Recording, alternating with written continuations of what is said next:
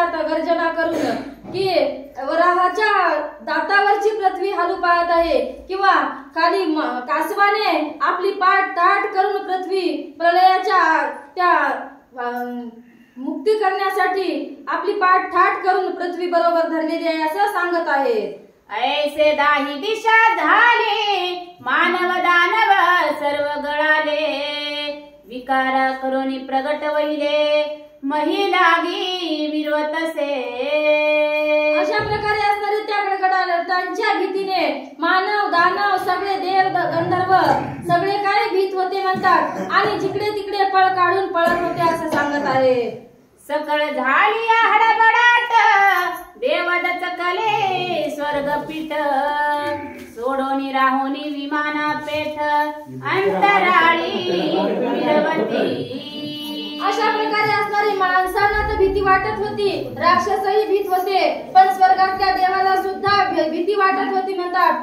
आपापली विमानं सोडून देव असे इकडे तिकडे पळत सुटले म्हणतात. अंतराळी कडकडाट, करिता बोले मच्छिंद्रा नेट, मने घाला येतसे अचाट, जीवित्व रक्षी जोगड्या. अशा प्रकारे असणारी अशी गर्जना करत होती आणि मच्छिंद्रनाथाला बोलत होती की हे जोगड्या, आता तू तुझा प्राण वाचवायचा बघ, माझी शक्ती तुझ्यावर येत आहे अशी मच्छिंद्रनाथाला ती देवी गरजून बोलत होती म्हणतात. तुवा व्यर्थ केली रळी, आता महीची होईल रांगोळी, तरी तू स्वगुरु येणे काळी, स्मरणाते मिरविका.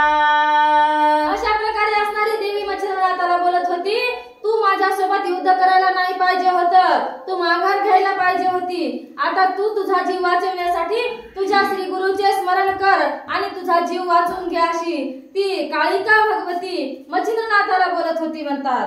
आगा जैसे वज्रास्त्री करुण, बाण गाचे होत चूर्ण, तन्याय तुमई कारण, क्षीण करसी जोगड्या.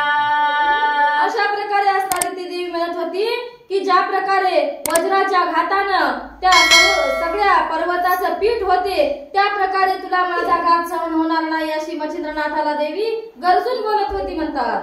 अरे हा सकळ मही पाट, तो आज कालिका करी सपाट, तरी आता काय पासी वाट, मिरविसी कैसा जोगड्या. अशा प्रकारे असणारी देवी म्हणत होती की आता ही सगळी सृष्टी मी पालथी घालीन, तुझ्या एकट्या रणाकारण मी कशाचाच आता लगाव ठेवणार नाही, सगळी सृष्टी सुद्धा मी नासधूस करील, आणि आता तू माझ्या अस्त्राच्या भयाचं निवारण करण्यासाठी येथून पळ काढ आणि आपला प्राण वाचव अशी शक्ती त्याला बोलत होती म्हणतात. की धरास बळती आंदोळली, यावरी तळी भद्रकाळी, तरी मच्छिंद्र धान्याची पिष्टबळी, आता मिळविन जोगड्या.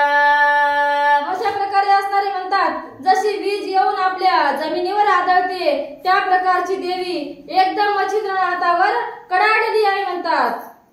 मच्छिंद्र मने बोलसी वाणी, परितेव्र शिकंकटाची खानी, दंश करिता मजला गोनी, त्याला मारिन निश्चये. अशा प्रकारे असणारे मच्छिंद्रनाथ त्याला दृष्टांत देऊन सांगतात, तू एखाद्या विंचवासारखी करत आहे म्हणतात, तुझ्याच्यानं काहीच होत नाही. विंचवाच्या जसं फक्त नांगीमध्ये विष असते ते नांगीवरून करून तेवढ्याच्याच जोरावर चालते, तशा प्रकारचे तू करत आहेस. तुला मी आता तुझा दंश काहीच करणार नाही म्हणले मला, मी तुला क्षणार्धात मारीन असे मच्छिंद्रनाथ त्या देवीला बोलत होते म्हणतात. मग भस्म झोळी कक्षी फुटी, करी कवळोनी भस्माची मुठी, मंत्र अस्त्राते अनोनी पोटी, वासव शक्ती जपतसे. अशा प्रकारे असणारे मच्छिंद्रनाथ मच्छिंद्रनाथाचा अस्त्र दुसरं काय होतं, फक्त एक भस्म. त्याने आपल्या झोळीमध्ये हात घातला आणि हात घातल्याच्या नंतर भस्म काढून त्याच्यावर वासव शक्तीची निर्मिती केली आणि ते वासव शक्ती आता देवीवर फेकणार होते म्हणतात. मंत्री पाठ होता भस्माची मुठी, फेकिली तेव्हा गगनपंथी, तवती तत्काळ वासव शक्ती प्रगट झाली तेजस्वी. एका क्षणामध्ये असणारी आपल्या हातातली भस्माची मुठी मंत्र त्याच्यावर अर्पित केले आणि ती भस्माची मुठी आकाशामध्ये भिरकावून दिली. भिरकावल्याच्या नंतर तिथे साक्षात वासव शक्ती म्हणजे एक देवीचं रूप घेऊन निर्माण झाली असं सांगत आहे. जैसे सहस्त्र अर्क ते जाळ, की उदय पावला भडाग्निनो गोळ, काळिका विधान तम मंडळ, निरसावया जातसे. अशा प्रकारे असणारे म्हणतात काय, हजारो सूर्याचा प्रकाश तिथे पडल्यासारखं दिसत होतं किंवा सगळं ते म्हणजे सूर्याचं मंडळ तिथे आलं की काय असं वाटत होतं. एवढी तेजस्वी ती काळिका वासव शक्ती दिसत होती म्हणतात. काळिका कनक कश्यप पूजा लागी, मानोनी प्रल्हाद मच्छिंद्र जोगी, स्तंभा परी भस्माची मुठी तविगी, नरहरी रूपे प्रगटली. अशा प्रकारे असणारे कवी दृष्टांत देऊन सांगतात की ज्या प्रकारे नरहरी रूप घेऊन स्तंभातून जसा विष्णू भगवंत प्रकट झाला आणि प्रल्हादाचं रक्षण केलं, त्याच प्रकारे मच्छिंद्रनाथाने सोडलेली वासव शक्ती तशी दिसत होती म्हणतात.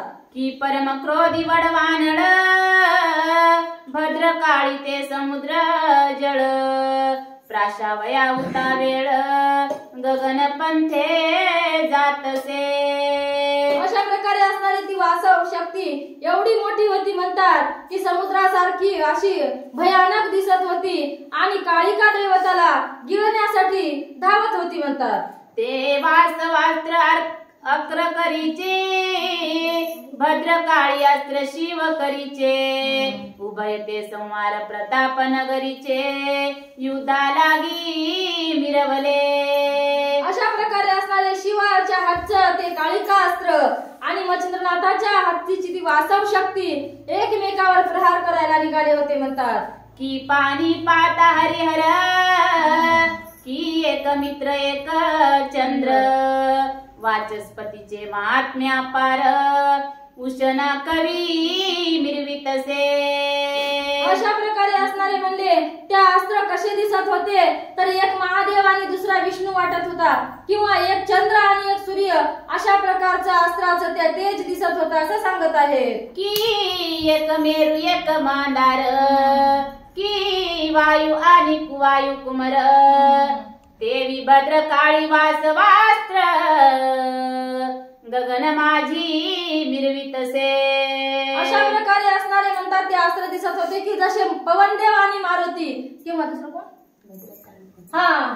कोण, एक मेरू मेरू मेरू आणि मांदार किंवा महादेव, पवनदेव किंवा मारुती ह्या प्रकारचे बलाढ्य असणारे अस्त्र दिसत होते म्हणतात. की जेठिया माझी जरा संड, तया भिडला भीम प्रसिद्ध, की कपी माझी सुग्रीवा दंड, वाली लागी भिडतसे. अशा प्रकारे असणारा द्वापार युगातला दृष्टांत दिलेला आहे की ज्या प्रकारे जरासंध आणि भीमाचं युद्ध होतं किंवा वाळीचं आणि सुग्रीवाचं युद्ध होतं, तशा प्रकारचे हे अस्त्र युद्ध करत होते म्हणतात.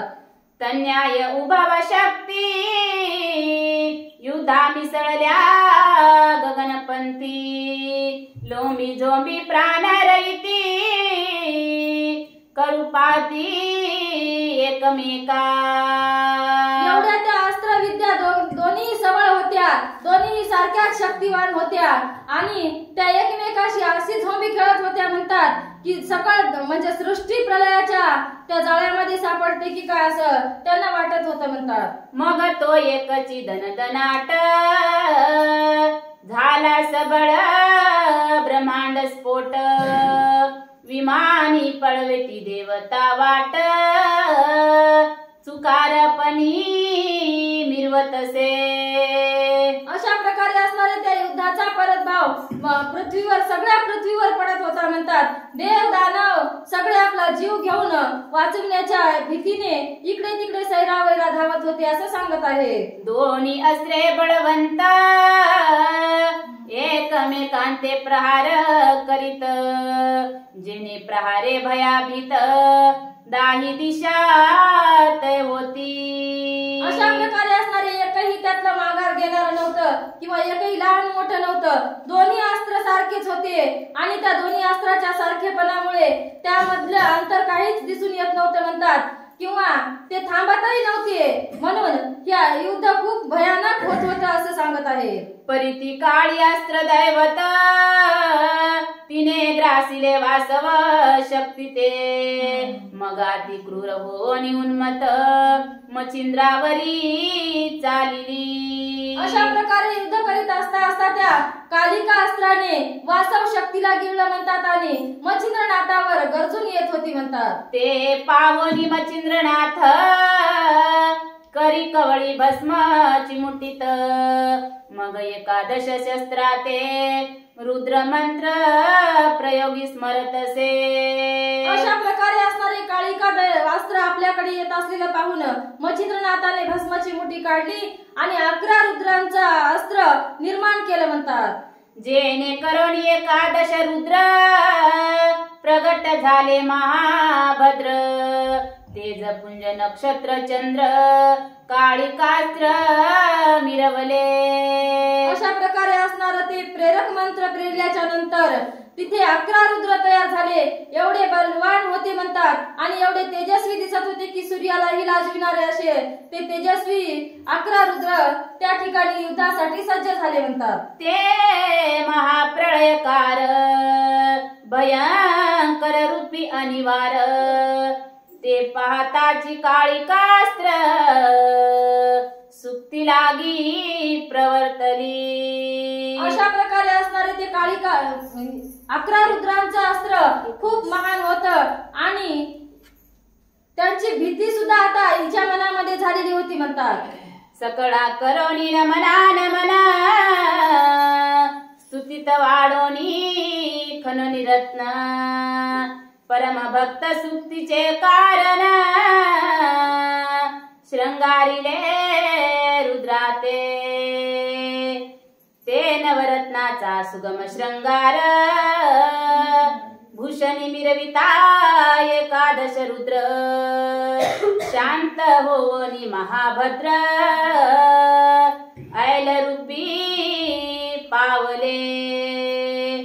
ते पाहुनी मच्छिंद्रनाथ वज्रास्त्र त्वरे प्रेरित, तया साह्य धुमास्त्र महांत देवी मिरवितसे. अशा प्रकारे असणारे काळिका दैवतानं त्याही अस्त्रांचा निपात केला म्हणतात आणि मच्छिंद्रनाथाने आता दुसरं वज्रास्त्र आणि त्याला सोबत धूम्रास्त्र त्याची योजना केलेली आहे म्हणतात. तेने करणी धूम धुमाकार मावळला मित्र तारा चंद्र, तया संधीत वज्रास्त्र निज मस्तकी भेदितसे. अशा प्रकारे असणार त्या अस्त्राला बघितल्याच्या नंतर सूर्यही अस्ताला गेला, चंद्रही ढगात लपून बसला आणि अशा परिस्थितीमध्ये ते धूम्रास्त्र त्या कालिका देवतेच्या मस्तकामध्ये जाऊन प्रहार केला म्हणतात. तरी ती चपळ काळिका देवी वज्रास्त्र धरिले तिने पायी, आपली झाली शैलाद्री मही उत्तर दिशे कारणे. अशा प्रकारे असणारी ती काळिका देवी खूप चपळ होती म्हणतात. तिनं वज्रास्त्राला आपल्या पायाखाली चंद आणि पायाखाली धरून तिने ते वज्रास्त्र उचलून कनकाद्री पर्वताकडे फेकलेलं आहे म्हणतात. तेने घाय शैलाद्री पर्वत निमाचूर झाला नेमस्त, ती साक्ष अद्याप हिंदुस्थानात सह्याद्री पर्वत नसेची. अशा प्रकारे असणारे तेव्हा फेकलेले ते अस्त्र आजपर्यंत शैलाद्री पर्वत अर्धा खरा म्हणजे फोडल्या गेलेला आहे म्हणतात. आता सुद्धा त्याची वळखण दाखविली आहे असं सांगत आहे. रामेश्वरापासून नेमस्त आणि गुर्जर देश पर्यंत मह्याद्री आहे नांदत पैलनसे महाराजा. असो ऐसे वज्रास्त्र सरले आणि धुमास्त्र ते गिळले ते पाहुणी मच्छिंद्र वैले वाताकर्षण जपतसे. अशा प्रकारे वज्रास्त्र सुद्धा फेकून दिलं आणि धूम्रास्त्र गिळून टाकलं. अशा प्रकारे दोन्ही अस्त्राचा तिने निपात केला. त्याच्यानंतर मच्छिंद्रनाथाने आता वाताकर्षण शक्तीचं योजन केलेलं आहे म्हणतात. ते सबळ वाताकर्षण लाभले होते मच्छिंद्रा कारणे जे शुक्र मंत्र प्रदान संजीवनी लाधली. अशा प्रकारे असणारे ते वाताकर्षण मंत्र शक्ती एवढी दैदिप्यमान होती म्हणतात आणि एवढी यांच्या उपयोगाशी पडणारी होती जशी शुक्राचार्याला मंत्र संजीवनी शक्ती मिळालेली होती त्या प्रकारची ही वाताकर्षक शक्ती मच्छिंद्रनाथाला मिळालेली आहे असं सांगत आहे. की वसिष्ठा धेनु झाला लाभ की ते विष्णूचे सुदर्शन मिळाले स्वयंभ देवी देत सुप्तिका गर्भ सुक्तास्त्र मिळाले. अशा प्रकारे असणारे ज्याप्रमाणे वशिष्ठ मुनीला कामधेनू गायीचा लाभ झाला ज्या प्रकारे विष्णू जवळ ते आपलं सुदर्शन चक्र आहे म्हणून विष्णू शोभत आहेत तशा प्रकारची वाताकर्षण शक्ती मच्छिंद्रनाथाला लाभली आहे असं सांगत आहे. की यमालागी यमन साधले की दमालागी दमन लाधले देवी युक्ती मच्छिंद्र शोभले देत सुक्तिकारत्न मिरविले. की वज्रास्त्रे शक्र विराजमान की देवता लाधले अमृत पान देवी दत्ताने सुक्तिकारत्न मच्छिंद्रा ते मिरविले. की रत्नात मंत्रावळी देत कृपेची वरद वाळी भस्मची मुठी योजोनी ते काळी प्रोक्षिता झाला मच्छिंद्र.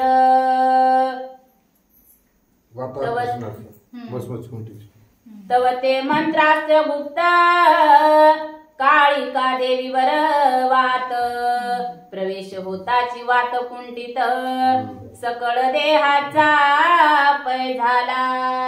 अशा प्रकारे असणारे ती वाताकर्षण शक्ती मंत्राची योजना करून मच्छिंद्रनाथाने काळिका देवीवर सोडलेली आहे आणि सोडल्याच्या नंतर काळिका देवीचं चलनवलन बंद झालं आणि ज्या प्रकारे भूतावळ जशी जमिनीला लुप्त झाली होती तशा प्रकारची काळिका देवीची अवस्था झालेली आहे म्हणतात. तेनी देवी विकळ झाली गगनाहुनी आदळले तेने घाय अति व्यापिली केविल दिसे मूर्छेने.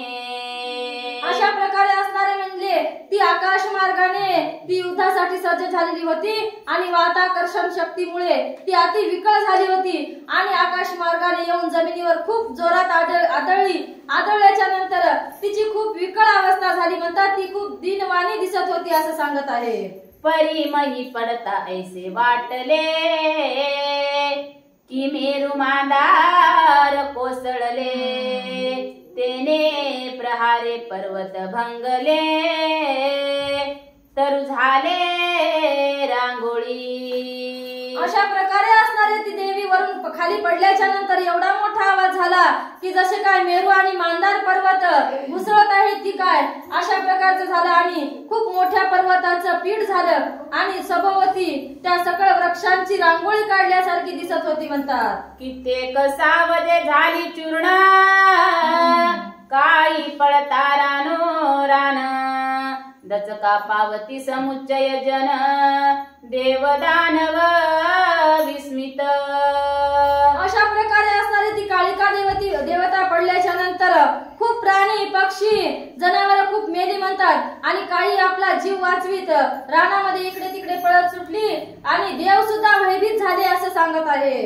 असो ती आवरणावस्था मोहिनी चेष्टित झाली माता, श्वेतनयनी विकळ देहस्था अवस्थेत मिरवली. अशा प्रकारे असणारे वरून खाली आदळल्याच्या नंतर देवीला मूर्छना आली म्हणतात आणि अशा मूर्छनाच्या अवस्थेमध्ये देवी खूप दीनमानी दिसत होती असं सांगत आहे. प्राण रहित होऊ पाहे मग वेगी स्मरला उमाराये, ते वाघबाट धावनी तरण पाय, जाऊनी पोचले कैलासा. अशा प्रकारे असणारी देवी विकळ होऊन पडलेली असता पडता पडता तिच्यामध्ये मनामध्ये महादेवाचा विचार झाला आणि ती महादेवाची प्रार्थना करू लागली आणि प्रार्थना केलेला स्वर म्हणतात कैलासामध्ये महादेवाच्या कानावर जाऊन पडलेला आहे असं सांगत आहे. जाताची श्रवणद्वारी बोभाट, सावध होय कैलासनाथ, की शिवकरीचे काळिकास्त्र अचाट, संकटाते पडिले. अशा प्रकारे असणारी ती देवाची प्रार्थना करत होती म्हणतात आणि प्रार्थना ऐकून एकदम महादेवजी समाधीतून उठून बसले आणि माझा स्मरण शिवकाली माझ्या हातातल्या शस्त्राने का केला आहे अशा प्रकारचे ते विचार करत होते असं सांगत आहे. तो हृदयी पाहे विचारून मच्छिंद्रनाथाचे झाले आगमन, मग नंदिकेश्वरी सिद्ध होऊन दया ठाई पातला. असा विचार केल्याच्या नंतर अंतर्ज्ञानाने बघितलं आणि बघितल्याच्या नंतर त्यांना असं दिसून आलं की मच्छिंद्रनाथ तेथे पोहोचलेला आहे आणि मच्छिंद्रनाथाचं आणि कालिका अस्त्राचं युद्ध झालेलं आहे. असं बघितल्याच्या नंतर आपलं वाहन नंदी याला लगेच तयार केला आणि नंदीस्वार महादेव झालेले आहेत म्हणतात. येताची देखे मच्छिंद्रनाथ, धावणी लगबगी अति त्वरित, चरण कमळी कामनातीत, मूर्ध कमळ अर्पितसे. अशा प्रकारे असणारे महादेवजी तिथे आल्याच्या नंतर मच्छिंद्रनाथाने बघितले आणि बघितल्याच्या नंतर धावत आले. धावत येऊन महादेवजींना मच्छिंद्रनाथाने शिरसाष्टांग दंडवत केलेला आहे म्हणतात. शिव उतरोनी नंदिकेश्वरी, भाऊके कवळीला दश मकरी, भेटोनी हृदय प्रेम लहरी, आवळुनी धरितसे. अशा प्रकारे असणारे महादेवजीला बघितलं, साष्टांग नमस्कार केला आणि महादेवजीनं प्रेमाने आपल्या हृदयाशी मच्छिंद्रनाथाला धरलेला आहे. अशा प्रकारे त्या दोघांचा तिथं संवाद चालू झालेला आहे म्हणतात. आता मने तानुल्या अति थोर, करुणी दाविला चमत्कार, मजकरीचे काळिकास्त्र,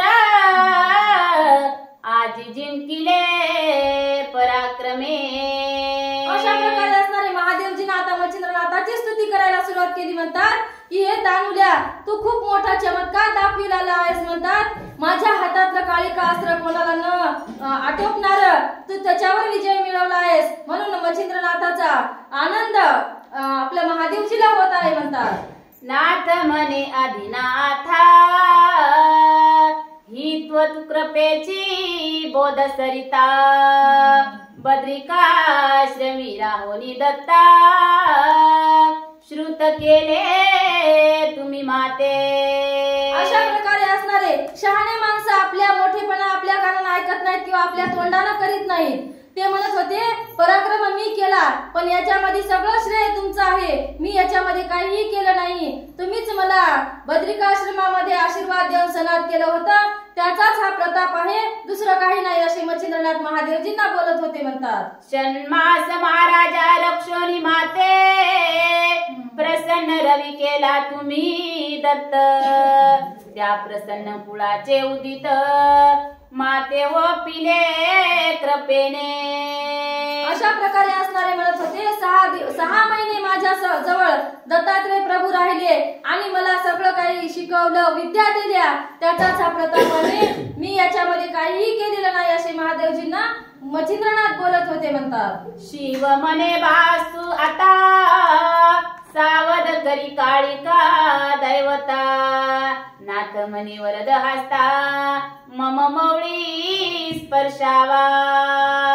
अशा प्रकारे असणारे महादेवजी म्हणत होते की आता ज्या प्रकारे तू हिला निचेष्टित केलेला आहे त्या प्रकारे हिला त्या वाताकर्षण शक्तीपासून मुक्त कर. तेव्हा मच्छिंद्रनाथ म्हणतात तुम्ही माझ्यावर वरद हस्त ठेवा मी तिला मुक्त करतो असे मच्छिंद्रनाथ बोलू लागले. म्हणतात माझे मागणे आहे किंचित देवनी स्वामिनी करावे श्रुत जैसा संजीवनीचे अर्थ शुक्रकचा फळलासे. अशा प्रकारे असणारे महादेवजीला मच्छिंद्रनाथ बोलत होते मला काहीच पाहिजे नाही तर फक्त मी एक कवित्व करणार आहे आणि त्या कवित्वामध्ये काळिका देवताने मला सहाय्य व्हावं. जसं मंत्र संजीवनीचा जे मंत्र दिला कचाला शुक्राचार्यांनी तसं हिने मला सहाय्य करावं अशी माझी इच्छा आहे असं महादेवजीला मच्छिंद्रनाथ सांगत होते. म्हणतात मग सिद्ध सर्वेश वरद मौळी मने कोण कामना उचित झाली तदनुअर्थ ये काळी लादली तू वद वसा. अशा प्रकारे असणारे महादेवजी बोलत होते तुला आता दुसरं कोणतं कार्य करायचं आहे म्हणून हिच्या मदतीची गरज आहे ते मला सांग मग तुझी इच्छा पूर्ण करायला सांगेल असं महादेवजी मच्छिंद्रनाथाला सांगत होते. म्हणतात नाथ मने पंचवक्त्रा कवित्व करविले साबरी पवित्रा त्या ते वरदेवनी वरद पात्रा काळिकास्त्र मिरवावे. अशा प्रकारे असणारे म्हणतात मी साबरी विद्येचं कवित्व केलेलं आहे आणि ती साबरी विद्या फळाला यावी म्हणून या काळिका अस्त्राने मला सहाय्य करावं असे मच्छिंद्रनाथ महादेवजींना सांगत होते. म्हणतात जैसे तव करी बहुदिवस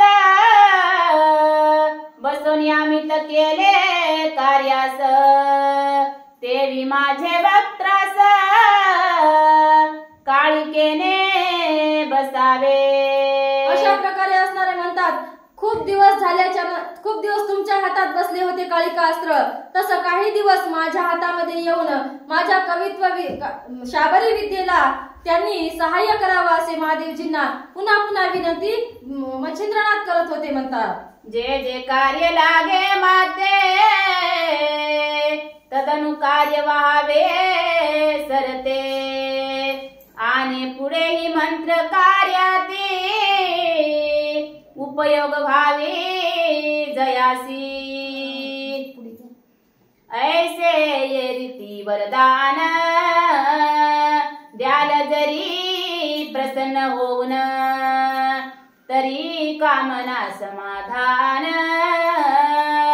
निज देई नांदेल. अशा प्रकारे असणारे महादेवजींना बोलत होते की या कार्यामध्ये जर ही मला सहाय्य करीत असेल तर मला खूप समाधान होईल असे मच्छिंद्रनाथ महादेवजींना बोलत होते. म्हणतात अवश्य मनोनी उमार मन काळिका करिओ पिन पर्या समय जीवित्व दान काळिके ते स्वीकारी. महादेवजींना त्यांना म्हणजे महादेवजी म्हणाले की मी तुला काळिका दैवत तुझ्या हातामध्ये देईल पण आधी तिला जागृत कर तिच्या अंगातली वाताकर्षण शक्ती काढून घे आणि मग तिचा वरदहस्त तुझ्या डोईवर ठेवायला सांगील असं महादेवजी मच्छिंद्रनाथाला म्हणत होते. या परी मी उमानाथ त्वत कार्यासी आहे उदित ऐसे म्हणून करतळी त्वरित भाष घेतली मच्छिंद्रे. अशा प्रकारे असणारे मच्छिंद्रनाथाला एवढं बोलूनही त्यांचा भरोसा वाटत नव्हता. महादेवजी म्हणाले हे बघ मी आजवर तर मी तुझ्या कार्यामध्ये सहभागी झालोच पण यापुढेही मी तुला तुझ्या कामामध्ये मदत करील. मी तुझ्या हातावर हात ठेवून वचन देतो मात्र तू काय कर की आता काळिका अस्त्राला जागृत कर असे मच्छिंद्रनाथाला महादेवजी म्हणत होते. मग चरणी माथा ठेवणी भस्मची मुठी घेवणी वातास्त्र मंत्र आकर्षण जल्पणी बोलत से वैखरी. अशा प्रकारे असणारे महादेवजींना त्यांना नमस्कार केला आणि नमस्कार करून आपल्या झोळीतले भस्म काढले आणि भस्म काढून त्याच्यावर मंत्र ओपलं आणि काळिका अस्त्राच्या अंगावर टाकलेला आहे असं सांगत आहे.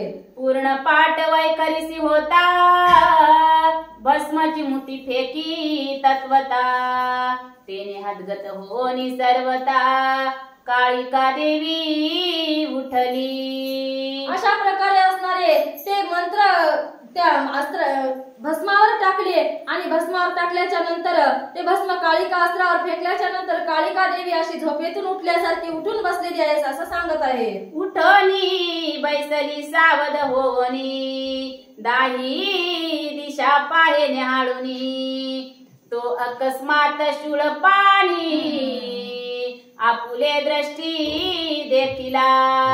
अशा प्रकारे असणारे सावधान झाले ते काळिका अस्त्र आणि उठून बसली. बसल्याच्या नंतर इकडं तिकडं पाहत होती तर तिला महादेवजी साक्षात दिसलेला आहे असं सांगत आहे. मग लग बगे यवनी त्वरित शिवपदी मोळी सज्ज करीत मने महाराजादिनाथ आजी जीवित्व त्वादिदले.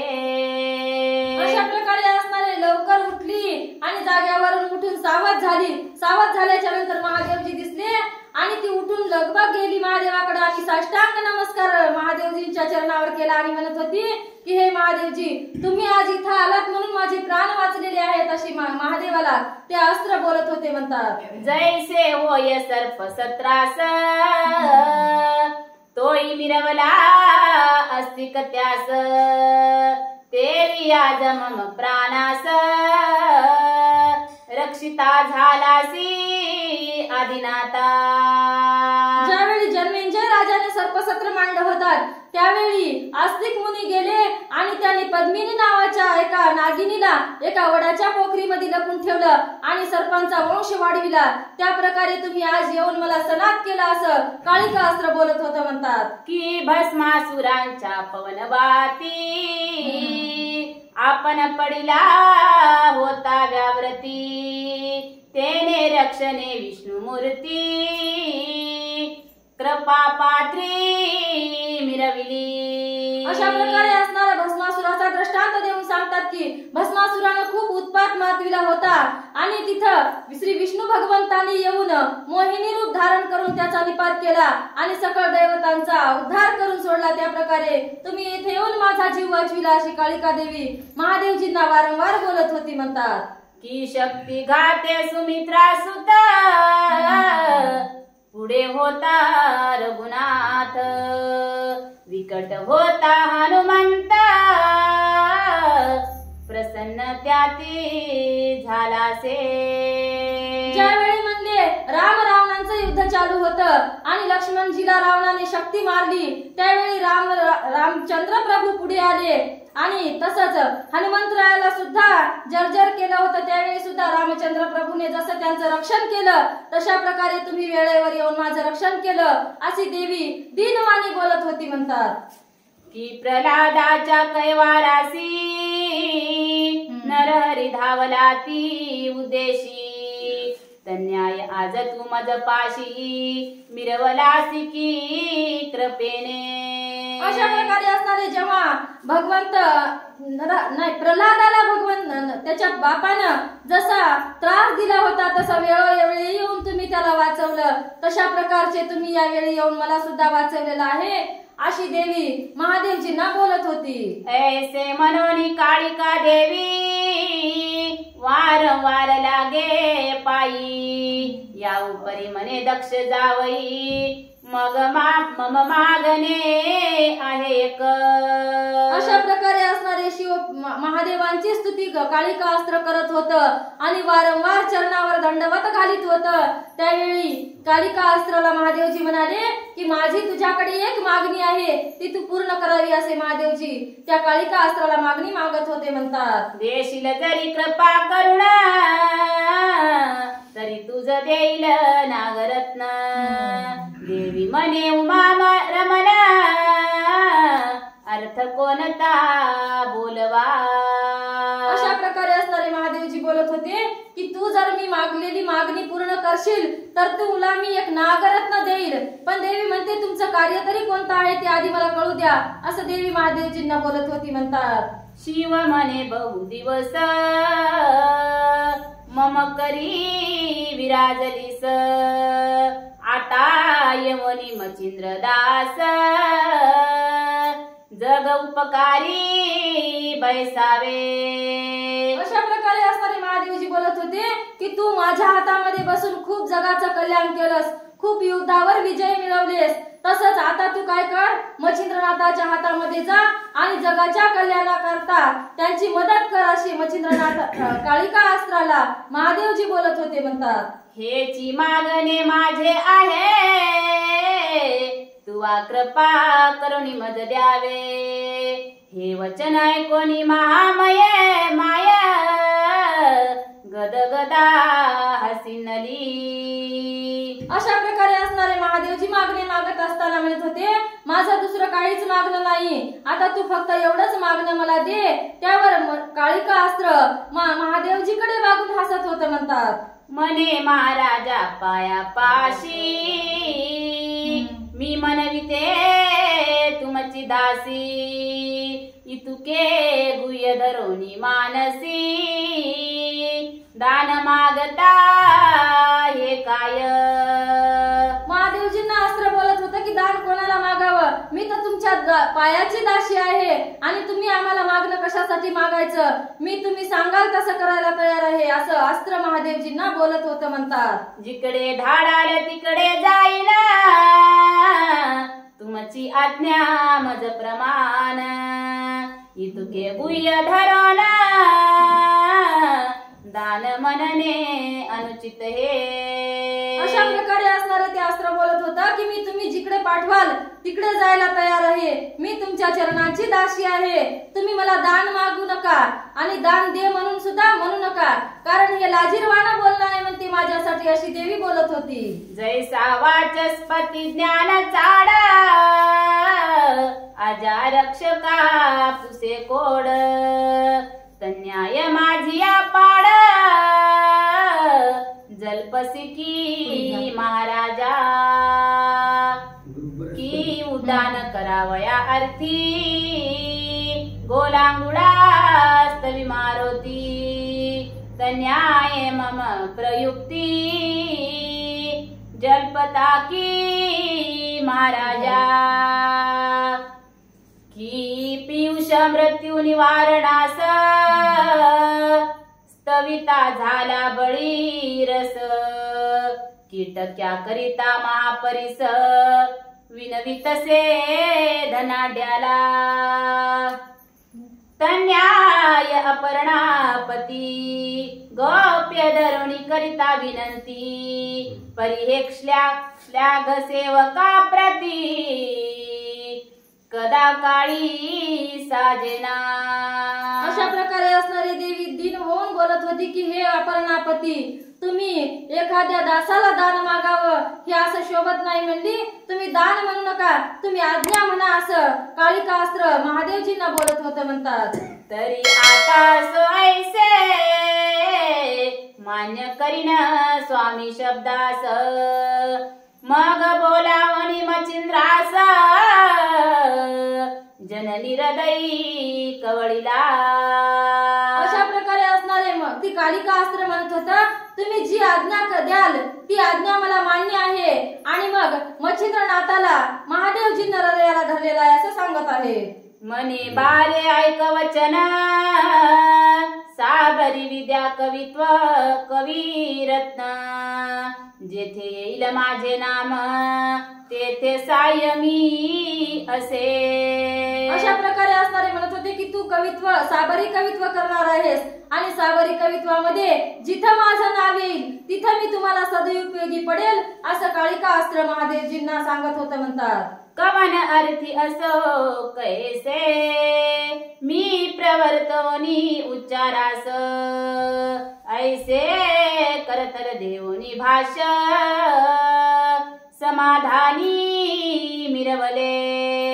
अशा प्रकारे असणारे ते काळी कालिकास्त्र म्हणत होते, जिथं काम पडेल, जिथं तुम्ही माझ्या मंत्राचा उच्चार करसाल, तिथं मी तुमच्या कार्याला उपयोगी पडेल, तिथं मी तुम्हाला मदत करेल असं म्हणल्याच्या नंतर तिघांनाही समाधान झालेलं आहे असं म्हणत आहे. मच्छिंद्र आणि उमानाथ देवीने ठेवणी 3 रात्र.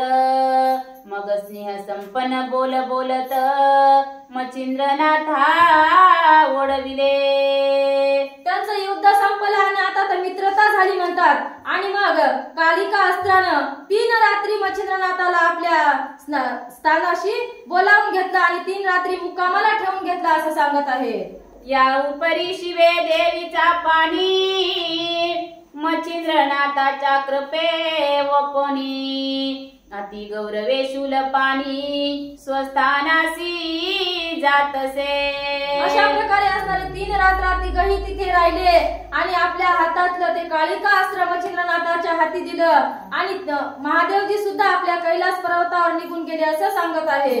मग मच्छिंद्र आणि उमानाथ देवी बोळवणी स्वस्थाना येत.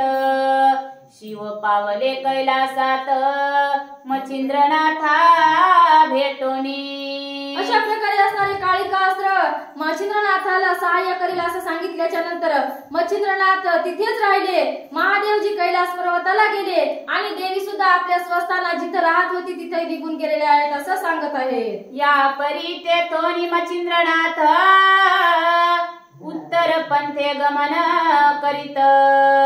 तो समुद्र तीरी हरेश्वर दैवत गदा तीर्थी पातला. अशा प्रकारे असणारे तिथून मच्छिंद्रनाथ निघालेले आहेत आणि उत्तर दिशेला एक गदा तीर्थ आहे म्हणतात आणि त्या तीर्थावर जाऊन मच्छिंद्रनाथ पोहोचलेले आहेत असं सांगत आहे. गदा तीर्थी करुणी स्नान येत हरेश्वरा दर्शना कारणे. ते कथा वर्तले रसाळ पूर्ण पुढीले अध्यायी वंदू आता. अशा प्रकारे असणारा गदा तीर्थामध्ये स्नान केलं आणि मच्छिंद्रनाथ हरेश्वराच्या मंदिरात जाऊन देवाचं दर्शन घेत आहेत म्हणतात. आणि आता त्याच्या पुढचं कथन पुढच्या अध्यायामध्ये ऐकायला मिळेल असं कवी सांगत आहे. शिवसूत वीरभद्र महाजेती प्रताप रुद्र. तया ते भेटता नाथ मच्छिंद्र समरंगणी मिरविती. अशा प्रकारे असणारे महादेवाचा एक पुत्र वीरभद्र नावाचा होता म्हणतात आणि त्यांच्याशी मच्छिंद्रनाथाची भेट होईल आणि ती कथा पुढच्या अध्यायामध्ये होईल मच्छिंद्रनाथाची आणि त्याचं युद्ध लागेल. ही गोड रसाळ कथा आता पुढच्या अध्यायामध्ये आपल्याला काय ऐकायला मिळणार आहे असं सांगत आहे. असो येवनीच्या प्रसंगी आता भावे पूजिनी काळिका देवता. तरी पठनी प्रसंग उपयोग बहुता मुष्टी निवारणी पडेल. पुढे मंत्र पुष्टी दृष्टी बाधान करी तीर्थाची पाटी. पुढे चेडे जारणी लोटी मरण भीती बाधेना. अशा प्रकारे असणारे या कालिका अस्त्राचे मंत्र जर जपला तर आपल्याला मरणाची सुद्धा बाधा होणार नाही असं हे कवी आश्वासन पूर्वक सांगत आहेत म्हणतात. हा अध्याय नित्य पठन करील तो इतुक्या भयापासोनी सुटेल. आणि हा अध्याय ग्रही पाळेल कधीही पीडा त्यासी न होय. अशा प्रकारे असणार हा अध्याय जर घोकला किंवा ऐकला वाचला तर त्याची होती नव्हती ती पीडा जाईल म्हणतात. आणि हा जर ग्रंथ घरामध्ये ठेवला तर त्याला कोणत्याच प्रकारची बाधा होणार नाही असं ग्रंथकर्ते सांगत आहेत. आणि कोणासही जगी आतोंता काळी मुष्टीची बाधा होता. त्या ते प्रसंग श्रवणी पडता शम होईल ती मुष्टी. अशा प्रकारे असणारी काळी मुष्टी कोणत्या काळ्या विद्या त्याच्यावर काही बाधा करणार नाहीत म्हणतात. हा फक्त अध्याय ऐकल्याने किंवा वाचल्याने त्याच्या त्या मुष्टी बाधेची श्रम निघून जातील असं सांगत आहे. ऐसे गोरक्षाचे कथन वदला आहे की मयागिरी ग्रंथा कारण. तरी जन हो विश्वास धरुण ग्रंथ संग्रही पाळावा. अशा प्रकारे असणारे हे वचन गोरक्षनाथाने दिलेलं आहे म्हणतात. आणि धुंडीसुत मालू कवीने या ग्रंथामध्ये त्याची रचना केलेली आहे असं ग्रंथकर्ते सांगत आहे. हा ग्रंथ म्हणाल उगलीच वाणी, तरी नो हे आहे अमृत संजीवनी. पहा सिद्धाची वागवाणी, श्री गोरक्षे कथियले. अशा प्रकारे असणारे जे निंदक लोक असतात ते म्हणतात की काय होते या ग्रंथानं, हे ग्रंथ ऐकल्याने काय होते, वाचल्याने काय होते, किंवा पोथीला गेल्याने काय होते, असे म्हणणार पुष्कळ असतात. तसं म्हणून नाही म्हणतात, हा ग्रंथ म्हणजे मंत्र संजीवनी आहे आणि हा मंत्र ऐकल्याने कोणतीही बाधा राहणार नाही किंवा होणार नाही असं गोरक्ष आपल्या स्वतः वाणीने सांगत आहे. तरी विश्वास धरुणी चित्ता, प्रचित घ्यावी पठन करिता. नाही तरी ग्रंथ उगाची निंदिता, दोषा माझी पडाल की. अशा प्रकारे असणारे सांगत आहेत की हा ग्रंथ वाचाव, ऐकाव, पण त्याचा अनुभव घ्यावा आणि मग त्याची निंदा करावी. अशी न ऐकता न वाचता निंदा करू नये, नाहीतर त्याला एवढी मोठी बाधा बाधेल असं ग्रंथकर्ते सांगत आहे. या उपरी अर्थार्थी उग्याची निंदाल ग्रंथा प्रती, तयाचा निर्वश पाहोनी क्षिती यमपुरी वसेतो. अशा प्रकारे असणारे ग्रंथकर्ते सांगत आहेत, तुम्ही हा ग्रंथ ऐकसाल आणि त्याचा वेगळा अर्थ काढसाल तर तसं करू नका, म्हणजे त्याची निंदा करू नका, नाहीतर तुम्ही नरकात जासाल असं सांगत आहे. तरी श्रोते भाविक जन, तुम्हा सांगतो एकची वचन. भाव विश्वासा करारोहन, सकळ स्वार्थ पुरेल की. अशा प्रकारे असणारे मालू कवी सांगत आहेत की तुम्ही हो श्रोतेजन या ग्रंथावर विश्वास ठेवा, या ग्रंथाचा अनुभव घ्या, हा ग्रंथ खूप लाभदायक आहे असं ग्रंथकर्ते सांगत आहे. जे विश्वासावर स्वार झाले, ते सर्वस्वी तरुणी गेले. सत्य वचनी जगी मिरवले, संत वदनी विश्वासुक. अशा प्रकारे असणारे कवी सांगत आहेत, ज्यांनी या ग्रंथावर विश्वास केला ते भवसागरातून तरुण गेले म्हणतात, संसार सागरातून सुद्धा तरुण गेले, त्यांना पलीकडचा मार्ग सापडला असं ग्रंथकर्ते सांगत आहेत. आणि आता तुम्ही सुद्धा या ग्रंथावर विश्वास ठेवा असं बोलत होते म्हणतात. तरी जगा माझी दुंडी सुत, मालू नरहरीच्या वंशात. विश्वासे झाला ब्रह्मी व्यक्त, संतपदी भावार्थ. अशा प्रकारे असणारे असाच एक मालू कवी सुद्धा याचा विश्वास ठेवून, याच्यावर भाव ठेवून, श्रद्धा ठेवून हा ग्रंथ पूर्ण केला आणि तो तरुण गेला असं ग्रंथकर्ते सांगत आहेत. स्वस्ती श्री भक्ती कथा सार, समंत गोरक्ष काव्य किमया गार. सदा परिसोत भाविक चतुर, षष्ठाध्याय गोड हा. अध्याय 6.